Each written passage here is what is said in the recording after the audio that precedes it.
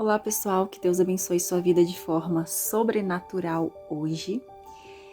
Nesse vídeo eu vou falar um pouco sobre a ansiedade e uma forma de um antídoto para escapar da ansiedade.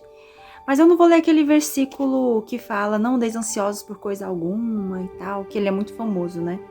Eu vou ler no livro de Filipenses, capítulo 4, versículos 4 e 7, que diz assim: Alegrai-vos sempre no Senhor. Outra vez digo, alegrai-vos no Senhor. Seja a vossa moderação conhecida de todos os homens. Sabe o que é moderação? É bondade ou paciência. Essa bondade, essa paciência, ela tem que ser conhecida pelos homens. Pelas pessoas. Perto está o Senhor, Ele não está longe de você. Talvez você está passando uma situação aí na sua vida que você está sentindo Deus longe, sabe? Mas sabe o que acontece? A ansiedade não deixa a gente ver Deus e nem ouvir a Deus. Quando nós estamos ansiosos, não adianta. Nós não conseguimos ouvir a Deus. É por isso que primeiro, para ouvir uma resposta de Deus sobre algo, nós temos que acalmar o nosso coração. Só que muitas vezes não é fácil acalmar o nosso coração e entregar a ansiedade, né? Mas aqui Paulo dá uma dica muito importante. Vamos ver. No versículo 6. Não andeis ansiosos de coisa alguma. Em tudo, porém, sejam conhecidas diante de Deus as vossas petições, pela oração e pela súplica, com ações de graças. Olha que incrível aqui que ele fala. Pra gente não andar ansioso por coisa alguma. Olha, não fica preocupado. Em vez de você ficar preocupado com essa situação, é o Paulo dizendo, eu colocando nas minhas palavras o que o Paulo está dizendo. Em vez de você ficar ansioso e preocupado, faz a sua preocupação ser conhecida diante de Deus. Quer dizer, fala para Deus a sua preocupação. Fala para Deus a sua preocupação. E como você vai falar para Deus a sua preocupação? Através da oração. Olha, as vossas petições pela oração e pela súplica. A oração é uma conversa normal com Deus, que você vai ter com Deus. A súplica é quando você põe mais ênfase naquilo, sabe? Com ações de graça, isso que é importante, porque nós vamos pedir para Deus, falar para Deus as nossas preocupações em oração. E a súplica é quando é uma oração mais insistente, então você vai orar mais vezes do que você costuma orar, certo? E sempre com ações de graça, agradecendo pelo que você tem, tá bom? Porque talvez é algo na sua vida que está te trazendo insatisfação, que está te trazendo ansiedade, porque a ansiedade é a preocupação com o futuro que não veio ainda e uma preocupação com algo que talvez nem vai acontecer e você já está preocupado como se fosse acontecer. Isso tira a sua paz. E é muito importante nós termos a paz. E aqui Paulo explica mais abaixo como ter a paz. Olha, e ele fala assim, ó. E a paz de Deus, que excede todo o entendimento, guardará o vosso coração e a vossa mente em Cristo Jesus.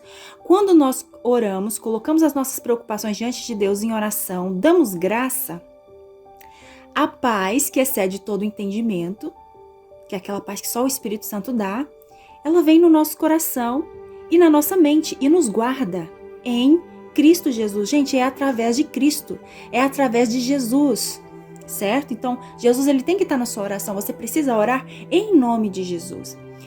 Mas às vezes nós oramos e não temos aquela fé que a gente precisa, sabe? Porque quando você coloca a sua oração diante de Deus, você precisa confiar que Ele vai cuidar de tudo. Você precisa confiar que Deus é um Pai bondoso, que Deus é maravilhoso, que Ele não é esse Deus mau que fica querendo te punir o tempo todo, sabe? Que fica rindo quando acontece algo com você como uma pessoa má. Não, Ele é Pai, Ele é bom e Ele quer o seu bem. E você precisa confiar que Ele vai te direcionar para uma porta certa. Ele vai te trazer resposta na hora certa.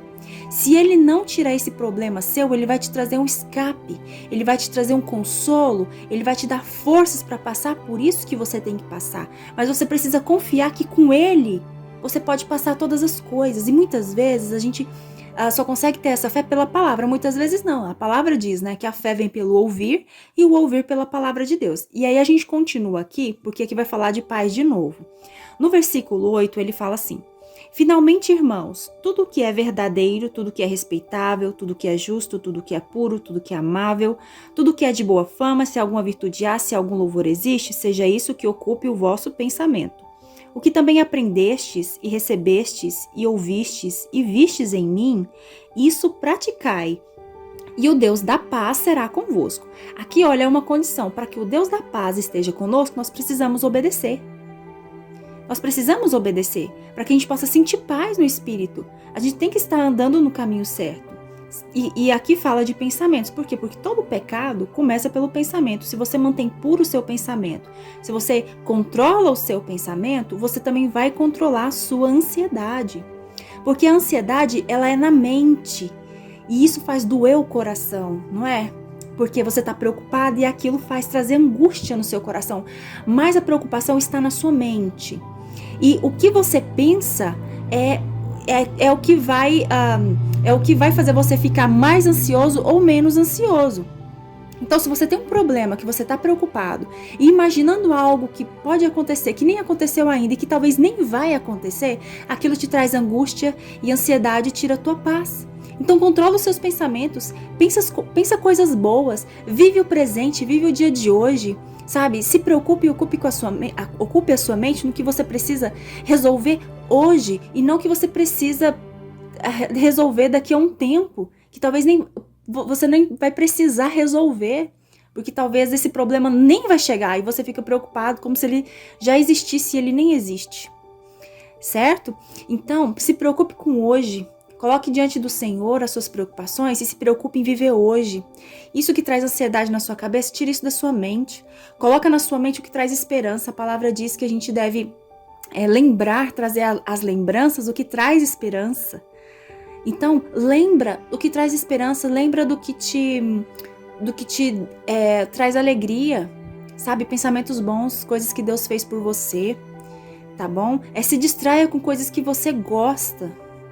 Também distraia sua mente, aproveite cada momento, aproveite seus filhos, aproveite sua família, sua mãe, seu esposo.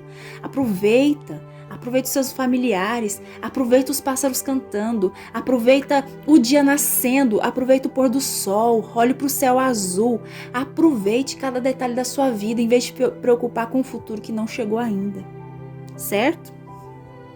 Bom, e aqui também no versículo 11, Paulo diz assim: digo isso não por causa da pobreza, porque aprendi a viver contente em toda e qualquer situação. Ele fala aqui que ele aprendeu a viver contente em qualquer situação. Então, ele fala assim, tanto sei estar humilhado, como também ser honrado. De tudo e em toda circunstância já tenho experiência, tanto de fartura como de fome, assim de abundância como de escassez. E aí ele acrescenta no versículo 13, tudo posso naquele que me fortalece. Essa frase ela é muito popular, tudo posso naquele que me fortalece.